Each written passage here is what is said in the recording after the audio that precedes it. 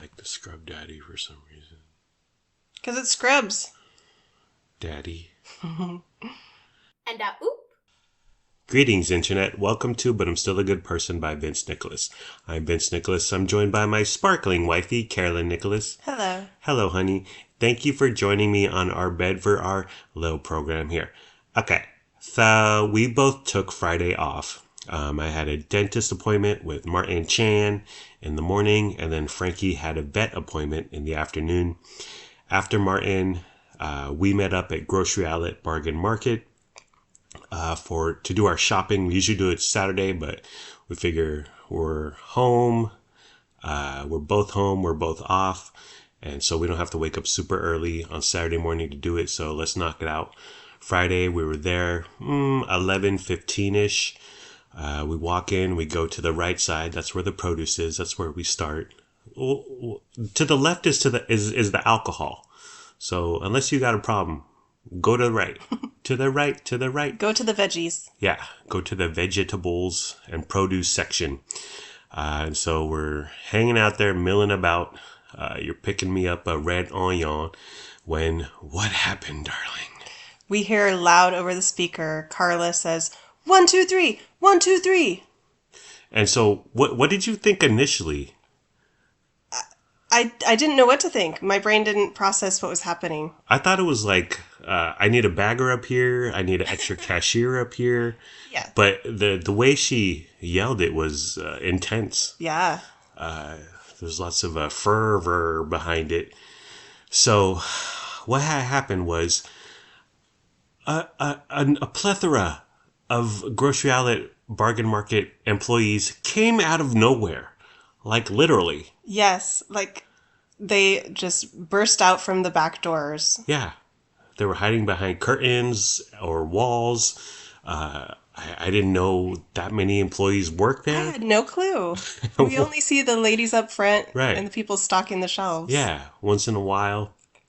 And it was 8 dudes and 2 chicks, and they all go outside to the parking lot. So I'm like, okay, something's happening. They surround a gentleman and a lady in a white Explorer. So he can't pull out. He can't leave. He can't back up. I mean, I guess he could if he wanted to run the people over. He can't go forward. And so what had happened was this guy shoplifted. And he shoplifted 10 of those Downy Sensible booster beads. Like the Downy, they're black. And you put them for fresh scent or whatever, extra smelly goodie. He stole 10 of them, and you think, okay, 10 bottles of Downy, they cost $16 each. So he stole $160 worth of merchandise from the Grocery Outlet. Carla hops on the blower, the horn. 1, 2, 3, 1, 2, 3. An army of GOBM employees descend upon this white Explorer in the parking lot. And like the lead guy, the oldest guy, he may be the owner, the manager, I don't know. But so he opens the door of the Explorer and starts grabbing all the Downy stuff from the guy's car. The 2 gals, the 2 Grocery Outlet employees, females, they were hanging back. But yeah, like they were just witnesses. Yeah. They came to watch just like us. Yeah. They had their popcorn ready. One of them sat on those concrete barriers out in front of like Target and most stores so people don't run their cars into the front door, I guess. She sat on there. She was ready. She was cheering. She was like, bend it like Beckham, bend it like Beckham. And so it was nuts. And you were like hanging back at first. I was scared. I don't like stuff like that. I'm not trying to go up there and be involved. I want to hang back. Or run in the opposite direction. I don't like it either, but much like an accident on the freeway or a fight, like when you were in high school, it's hard not to watch. And so they grab all the Downies and throw it in a grocery a grocery basket, a cart they have out there. And Carla kept checking people out. She kept checking people out, bagging groceries, and she just kept saying over, "Not on my watch, not on my watch." So the work doesn't end for her, no matter what else is happening at the store. she was so unfazed and nonchalant about it. Oh, but she was upset. Yeah. Yeah. She was not having it. Yeah. I don't know, if something like that happened at my work, I'd be like, well, okay, see ya. Well, Would you even say the 1, 2, 3? Would you do that? Well, what if I was on break? I'd be like, oh, not another 1, 2, 3. I'm on my 15. Okay. So there was lots of John back and forth between the 8 male employees and the guy. The guy grabs all the downy things. They start heading back. Guy gets out of his car, reaches into the back seat, and grabs a bottle of antifreeze, not Pennzoil, Prestone antifreeze. It's a giant yellow bottle, and I was like, "Holy crap!" At first, I thought he was returning more stolen merchandise. I thought that's what it was. You thought he got a conscience? I was like, why don't you take this back to aisle 2 while you're at it? Lots of yelling, lots of back and forth. So he starts marching towards the entrance. The 8 guys also start going backward. Fall back, because they're not being the aggressors, but they're standing their ground. And so I was like, oh crap, it's coming in here. Like this fracas, this melee is coming in here.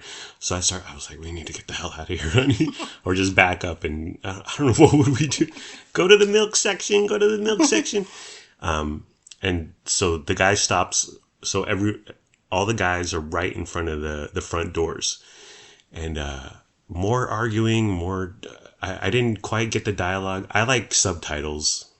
I need captions. So I couldn't quite hear what was going. Excuse me, what did you say, sir? I didn't quite hear that. But it was something like, if you're going to talk about it, be about it. If you're going to say something, do something. I don't know. What do tough guys say to each other in the midst of a brew? Ha ha ha. So, and then he splashed, threw a bunch of the antifreeze at one of the male employees. So he got soaked with the Prestone. But then he left, thank God. Then he ran back to his SUV and sped off. Yeah.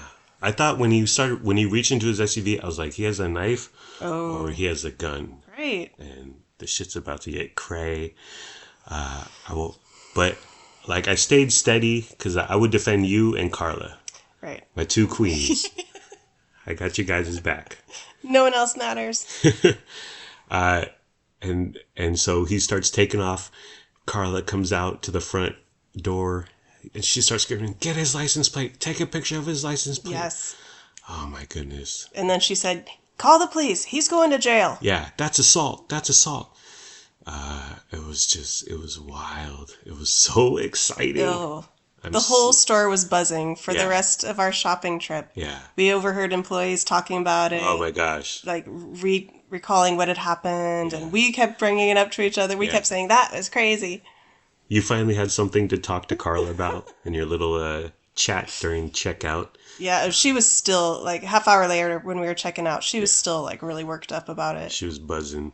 The tragedy here is that no one filmed it. We all got cameras. We all got telephones. What the heck? How are we supposed to go viral? That is the last thing on my mind, to reach for my phone and start filming. I'm in the moment. It's top 6 in my mind. World star. So a few thoughts here. So you see these videos of kids and adults, but they walk into Walgreens and they might have a mask and they might have their hoodie up. Sometimes they don't, because they don't care. But they have a garbage bag and they just start grabbing a bunch of Maybelline and all this stuff and mascara because it's light. It's light and expensive. And you see him walk out the door and the employee's just standing there and the security guard is standing there So because you hear why get into a confrontation? And there's like laws, correct me if I'm wrong, there's like laws about employees touching anybody who tries to steal, or they're not allowed to intervene, or is that correct? Yeah. Yeah, you don't want a lawsuit on your hands. Heaven forbid. In Gavin Newsom's California, you touch a thief, you try to apprehend a thief. And then the other thing you hear, so does Grocery Outlet not subscribe to that theory? I'm like, why? I mean, it's $160. Okay, that's a lot. That's a nice penny. But I wonder if they're a little bit different than like your big box, your big corporate Targets, your Walgreens, because grocery outlets are individual franchises. Correct. And so I wonder if they have a little bit more, like, do they have any leeway? Do the owners have any, can they say what goes and what doesn't go when it comes to that sort of thing? Right. We've seen other people at this particular grocery outlet in the past who have tried to steal. Yeah. Not on this scale. And like security just like caught them and they left peacefully, but nothing like this. Yeah. But they don't put up with it at this grocery outlet. Yeah. So I wonder why that's a little bit different. Yeah. I like it though. It's good for the views on TikTok. Another thing is the other thing I hear is you can confront them in the store, but once they pass the goal line or whatever, once they're in the end zone and score 6 points, hands off, because it's completely different ball game. It's out of jurisdiction. Go back to the lawsuit. So all they have to do is make it past the entrance, the front doors, and then it's like, okay, well, we'll try better next time. But this confrontation was 20, 30 feet in front of the front door. It was nuts, dude. We're checking out. Of course, we're talking to Carla about it, and she just kept saying, the temerity of us, of wanting our stuff back, the temerity of this situation, the temerity of it all. And I was like, wow. By the way, fun fact, temerity is spelled with Temerity. Temerity. Temerity. Is this part of the interview process? Like, you go for a job, grocery outlet, I want to be a bagger or whatever, I want to be a stalker. Do they tell you about the 1, 2, 3 policy? Is there an online training for the 1, 2, 3 intervention? I wonder that. Their interview process is like, you have to run into those little men, like the football practice. Yeah. What are those things called? Yeah, tackle dummies or whatever. Yeah. Show us your tackle. That's training. That's the first week of training. The real crime here is that Procter & Gamble is charging $16 for these stupid beads. That's nuts. Right. When did we get so into, back in my day, there was detergent and maybe some softener. And now it's just, there's too much smelling going on. There's too many scents. There's too much. I think the upside is that there was no cursing. There were no racial epithets. Yeah, everyone was being a gentleman. Everyone was on their best behavior. So we're morning weekend shoppers. Nothing like this happens morning weekend grocery shopping. This is the weekday people. They're a different breed. They scare me. We're going back to Saturday mornings at 7 a.m. It's calm, cool, and collected. The Popo, West Sacramento police showed up quickly, just a few minutes after. Everyone was talking to him, telling him what happened, the stories. I'm the last guy to be violent or whatever, get into a fight. I'm the last guy, unless you're threatened, or my parents, or Lennox and Luna. That's pretty much it. I won't even go to town for Frankie. But if I have 8 guys on me, if I have 8 guys like on my side, 8 versus 1, I'm ready to talk some shit and I'm ready to throw hands. Okay, I'm gonna be the tough guy. I'm gonna be like, yeah, you want some? Because I'll feel safe in numbers. But yeah, that was quite an experience. The temerity. The temerity of it all. It was fascinating. And another thing is, Carlo was saying he's going to sell it on eBay, but this is not the kind of guy who is setting up an eBay account and going to the post office and shipping, and here's your tracking number, customer A to Z. What happens is they sell it to someone for pennies on the dollar, or I guess dollars on the dollar, and then that person sells it at like flea markets. We see little vendors pop up all over West Capitol Avenue, just selling their wares. But yeah, $160. It was nuts. And then they put those things back on the shelves, and I was like, I don't want that. Did you wipe that down with a Clorox wipe? That was in that, guys. Musty Explorer. Put it in the wash with the downy beads. Okay. So Frankie's veterinarian appointment that wasn't. Explain what happened, honey. It was scheduled for 2:30, and the previous appointment you had to cancel at the last minute because it was just you. You couldn't wrangle Frankie into his cage. And then this time, what happened, darling? Getting Frankie into his cage is a Herculean feat. Yes. And it's like 90% luck. Yeah. And it's always an ordeal. The only way you can get him into his little carrier cage is if he's asleep. Yeah, which he does for 23 hours a day. And if you can get his cage right next to him without him waking up and seeing it, and then you quickly grab him and put him in. Yeah. And he still fights. But anyway, that's the only way I can get him in. Yeah. So I had to cancel his last appointment because I couldn't get him. All day on Friday leading up to the appointment, he was sleeping in his little bowl hammock. Yeah.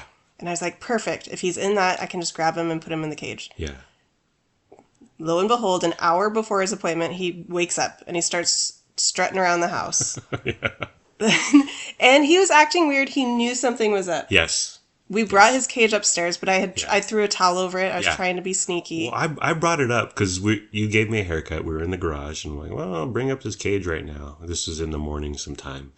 And I put it in our bedroom thinking, whatever. And you're like, you brought up his cage? Did he see it? Did he see it? I'm like, no, he was sleeping. He was just lying there.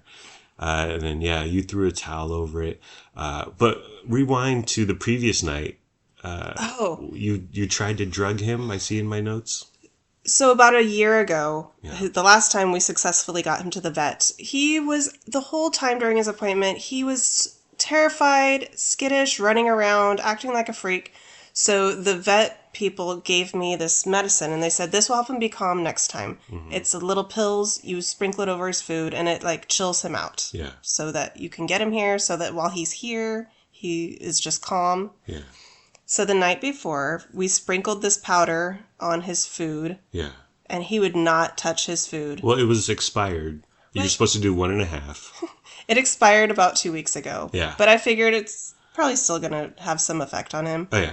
So we were supposed to give him 1.5 pills. I upped it to 2 since they're expired. You sprinkled it on his food. It looked like he was having cocaine friskies. It looked like Scarface the cat was about to dine. It looked really off-putting. Yeah. I don't blame him for not eating it. Yeah. You know the taste of a pill, like a dry pill on your tongue? The worst. It's disgusting. Yeah. And he just, looked at his food. He kept looking at us. He kept meowing. And he will not eat. As much as he loves to eat, he also will not eat. He goes on hunger strikes when we go out on vacation. When we switch from dry food, or when we switch from wet food to dry food, because he became a freaking sociopath under wet food. When we went to dry food, he didn't eat it for a while, and he would lose weight.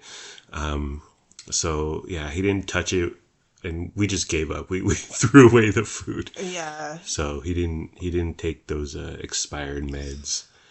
And then so Friday afternoon. Well, at around noon, you said, let's throw him in his cage. And I was like, well, that's 2.5 hours in his cage. What if he has to pee? What if he has to poop? But that was the right call. I know. I should not have listened to you. That was when he was docile. It was like we used to put bow ties on him because what's the point of pets if you can't entertain yourself with their silly little clothings? But it was the same thing. If you caught him when he was just lackadaisical or chilling or napping or super tired, sleepy, you could put a bow tie on him all day. But if he was up and at him and out and about, you'd chase him around all freaking day, dude. So yeah, he knew something was going down. About 1:45 ish, we tried. Well, tell the people what happened, darling. I thought I should grab him with a towel. This was my plan because Yeah. I've heard or read that if you cover their head or if you wrap them up tight, Yeah. then it like calms them or they won't move so much. I don't know what I'm doing. Like he's E.T. or something. So I tried to grab him with a towel. He was Yeah. just sitting there. I tried to sneak up behind him. And he leaps out of my arms. Yeah. He literally screamed. Yeah, It was scary. it was scary. I just dropped him. He wigged out. Yes. He got you a little, right? He nicked you? Well, my second attempt, I was like, I'm going again. I'm going to give it one more shot. Yeah. And I tried to grab him again, and he got me. He scratched me a couple times. Not bad. Yeah. He just grazed me, but... Right. And then I just gave up after that. Yeah. It was about 2:10. His appointment's at 2:30. Yeah. It was not going to happen. You called the vet in defeat, which, by the way, had you wait on hold just to talk to someone for a few minutes. And you were like, I can't get my cat into his cage, so I have to cancel. And then you let out a big sigh. I hope the vet lady didn't think it was because of her poor Yeah. phone. I hope she understood. Well, she doesn't know Frankie. She doesn't know, Right. like, how defeated I felt by him. Yeah. But it was nothing. It was not her fault. Yeah, exactly. We have another vet appointment scheduled. We're going to try again in a month. Third time's a charm. September 20th. Yeah, we'll get him when he's sedate. I don't care what time of day it is. If Yeah. it's 6 a.m. and he's sleeping, I'm going to grab him. Okay. And drop him into his cage. Yeah. I pray for us. And yeah, we chased him around. Well, we kept our bet. Our idea was close Luna's bedroom door and close our bedroom door. We closed Luna's bedroom door because he could hide under the bed. But we forgot to close our bedroom door, and in the end, he just hid. He hides in like the very back against the wall in the very middle. This frickin' Judy's own bed frame weighs like 1,000 pounds. It's hecka difficult to lift up. It's impossible to get underneath the bed to where he is. He knows exactly where we can't reach him. Yeah. He knows where to go. Yeah. So September 20, hopefully we will get him to the vet. And then another thing about Frankie Blue Nicholas is he tore up another window screen, one of my brand new window screens. So if you're just tuning in, he mangled one particular window screen to where I had just window screen tape, adhesive tape, which looks like crap. But the first 2 pieces, you're like, it's not that bad. But when it comes to 10 pieces, it looks like you're freaking like the hood, like you're in the lower socioeconomic disadvantaged neighborhood. So I got a window screen kit repair assembly thing, and I put in the window screens, and yeah, they weren't professional, they weren't perfect, but they looked great. They looked brand new, and they lasted for over a week, a little over a week. And then Saturday morning, I come out to the living room just to hang out or whatever, and I see Frankie, and half his body is outside on the window ledge, like the windowsill ledge. He ripped a few holes in the screen, and then because I didn't seal it tight enough, because I don't know what I'm doing, but ordinarily it wouldn't matter, no one cares, but because it's not super duper tied down, it's a little loose. He poked the screen in the corner, so it was torn up, and he was able to get out. So I come out, half his body is inside, half his body is outside. I was like, holy crap. Thankfully, he freaked out and came back inside. I don't know what I would do if he like leapt outside or whatever. So I'm looking at his freaking disaster that he made on my lovely window screen, and I look out to where he was looking, and I see a cat, a neighborhood cat. They tease him all day. They walk around, they flaunt their little booties in front of him. It drives him nuts. And I just see it, one of the neighborhood cats just sitting there, just looking up at me, all like innocent and docile. And I was like, oh my gosh, Frankie. So I have to rebuild that window screen. He's so annoying. He's such a headache. And yet he's adorable and funny and silly and we love him. Entertaining, and I think we set our expectations too high. He's a dumb pile of fur.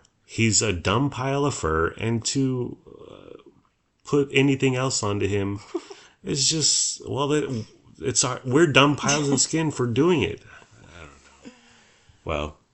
Well, we look forward to more adventures with Frankie Blue Nicholas.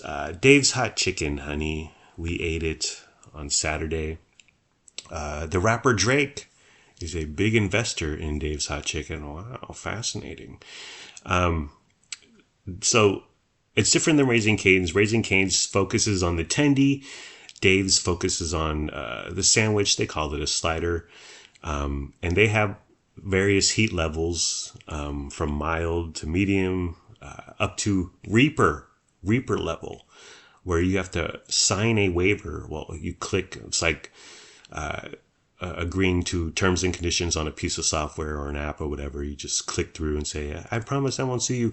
But it's long, it's involved, and it's like if you die, you cannot sue Dave's or its employees or any managers or whatever. It's very involved. Raising Cane's has a Texas toast. Dave's has mac and cheese. Dave's has kale slaw. Okay. I mean, it's just coleslaw. And they have pickles, which are actually pretty good. Here's the Reaper waiver and release of liability for Dave's Hot Chicken on their website and app. Yes, it's that hot. That's in parentheses. Back to non-parentheses. Reaper, reserved, the little R with the circle. Eat at your own risk in all caps. Back to normal cases? Yes. Case lettering. By ordering the Reaper and accepting this Reaper waiver and release of liability due to its extremely hot nature, you acknowledge that eating Dave's Hot Chicken Reaper carries with it the potential for certain risks, some of which may be reasonably foreseeable. What does that mean? You acknowledge that eating the Reaper can cause you harm, including but not limited to bodily injury, property damage. How does that work? Like, it's so hot that you start flailing your body around and you're running into furniture and stuff. Like when Frankie hurt you. Or maybe like you eat the Reaper and then you get behind the wheel of your car and you're like, oh man, I'm freaking out. This is so hot. Emotional distress. What? I guess. That Reaper, man. Oh, yeah. Did it to me. Absolutely. Or even death. By accepting this Reaper release, I agree to release, indemnify, and hold harmless Dave's Hot Chicken Franchise Co. LLC and their respective franchisees, affiliates, members, managers, employees, agents, and representatives from all losses, claims, demands, liabilities, cause of action, or expenses known or unknown arising out of ordering and or eating the Reaper. So, I was wondering this, like, because an employee is making the chicken there, and he makes mild, and he makes the hot, whatever, medium. I bet there are mix-ups, man. Oh. There are mix-ups, and someone orders the medium, and he gets a Reaper. Maybe the manager keeps the Reaper under a key. Oh. So that wouldn't happen. Like Colonel Sanders' 11 secret herbs and spices. Locked away, yes. All those intending to eat a Reaper must agree to this waiver and release of liability, including those partaking in Reaper Roulette Hotbox. What the hell's that? By placing this order, I hereby certify and confirm that I am 18 years of age or older and that I have the legal capacity to accept this Reaper release. That's crazy. I'm scared. I would never want to eat a Reaper. No. But another thing is that we don't hear about people dying from Reaper. So has one person died and 217 million Dave's Hot Chicken Sammys? I've heard of people going to the hospital. Yeah. I don't think I've known anyone to die. Yeah. What about running into furniture, emotional distress? So we showed up there. We went to the one in Fair Oaks. I got the mild No, you got the mild. I got the light mild. Because we just had noodles the other day, and we got medium spicy, and it was crazy spicy. So spicy. It's a little teriyaki spot in West Sac, which we love. I mean, they make good food for a decent price. But we tried this medium spicy. There's mild, medium, hot. We did medium. It was too damn hot, so I was burned. Right, I know. I was a little nervous too. I normally would have gotten a bit hotter, I think. Yeah. But I'm surprised you went with the light mild, though. That was even less than I did. I know. Well, I figure, like, you could have a bite of mine, I could have a bite of yours. We're not going to start ordering the same thing. We're not going to be one of those couples, honey. What did you think of your mild slider there, darling? It wasn't hot at all. There was, like, no heat. Yeah. So... My light mild was essentially Lowry's seasoning. I got a no sauce because I'm keto or something. I ate half the bun. We shared fries.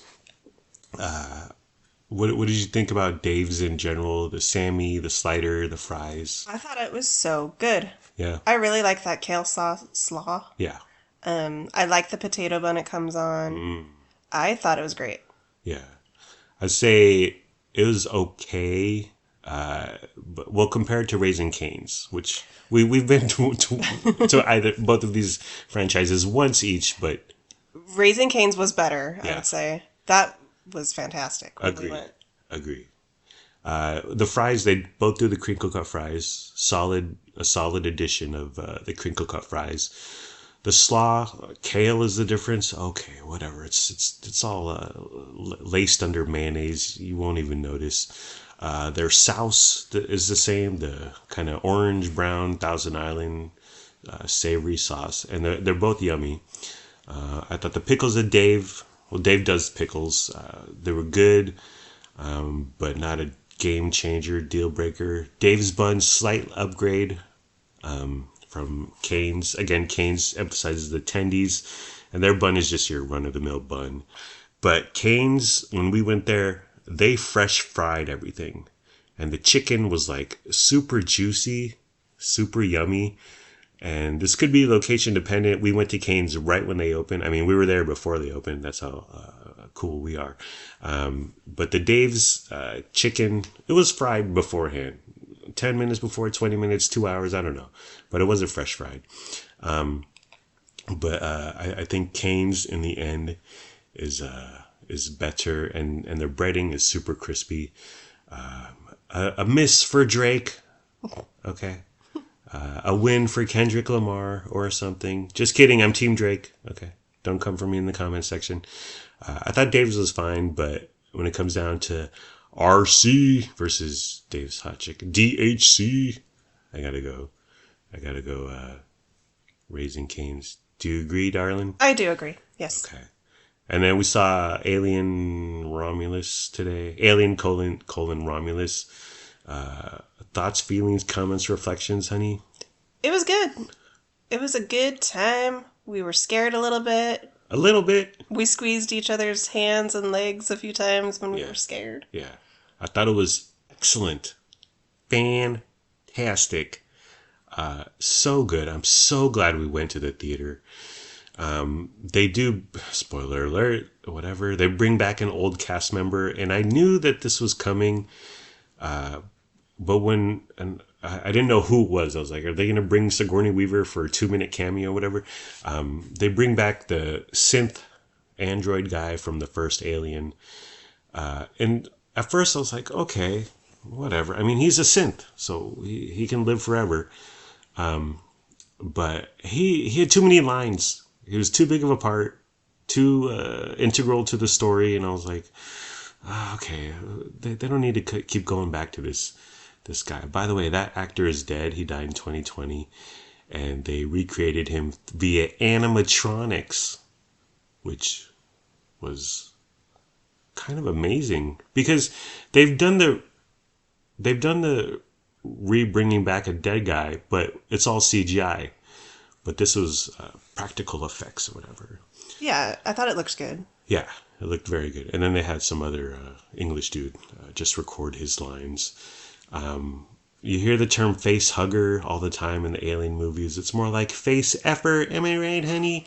But really, Alien: Romulus is about the modern miracle of childbirth. And it asks the age-old question, should you kill baby alien? We didn't walk. It was too hot. Even though it was only in the high 80s today. We didn't walk to Doko. You drove. You looked great, honey. Oh, thank you. You got dressed up. You were wearing jeans, black top. I was looking like a freaking bum in basketball shorts and my Taqueria Las Palmas t-shirt. One thing that I noticed when trying to buy tickets was they have showtimes, exhibitions with captions. I love that. Yeah. But it was only one. It was one on this particular Sunday. Only one show of Alien: Romulus with captions. It was 8 p.m. Sunday, 8 p.m. I feel like everyone watches with captions nowadays. Everyone needs subtitles. I didn't understand half of what was going on in this movie. I never understand at least half of the dialogue in any movie. Yeah. Is that my hearing? Which I know I do have like some hearing issues, I think. But is that the movies? Is that me? I think it's both. It's Christopher Nolan's fault. Also, when you're just used to reading, you probably lose some of the skills of hearing. Yes. And we're so spoiled by captions. Fun fact, we watched the original Alien on Friday night just to kind of bone up on the story and whatever.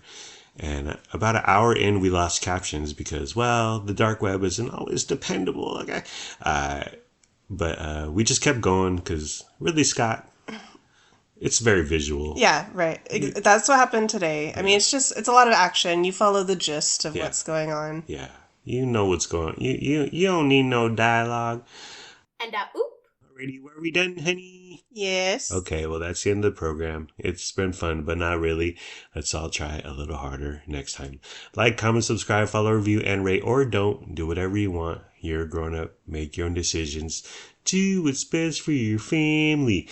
Please be sure to use our promo code for Downy Booster Beads. Really, Procter & Gamble? Their billions is not enough. They gotta add more stuff to our laundry process. We don't have a promo code for Downy Booster Beads.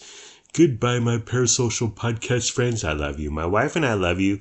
We hope you have a good day today and tomorrow. And sure, we didn't film this entire confrontation, this shoplifting gone awry, this crime that was foiled by the grocery outlet, by the fine people at Grocery Outlet Bargain Market.